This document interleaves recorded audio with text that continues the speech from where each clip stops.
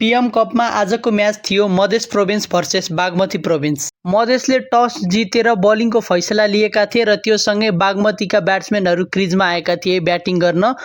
48.4 ओभरमा बागमतीले 208 रनको टार्गेट दिएको थियो। त्यसमध्ये उत्तम थापा मगरले सबैभन्दा बढी रन 75 बलमा 44 रन हानेका थिए र सन्दीप लामिछानेले 34 बलमा 36 रन पार गरेका थिए।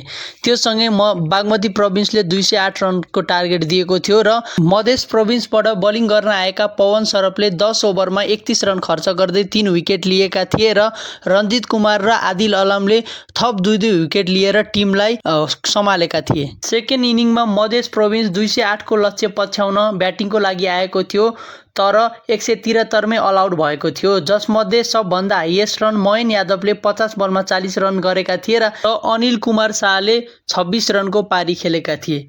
बागमतीका बलरहरूले साह्रै राम्रो प्रदर्शन देखाएका थिए, जसमध्ये प्रति जीसीले सबैभन्दा बढी विकेट लिएका थिए। 9.3 ओभरमा 55 रन खर्च गरी 5 विकेट लिएका थिए र रिजन ढकाल र सुभाष खत्रीले थप 2 र 1 विकेट लिए र सन्दीप लामिछाने भने आज 10 ओभरमा 1 विकेट मात्र लिन सफल भएका थिए।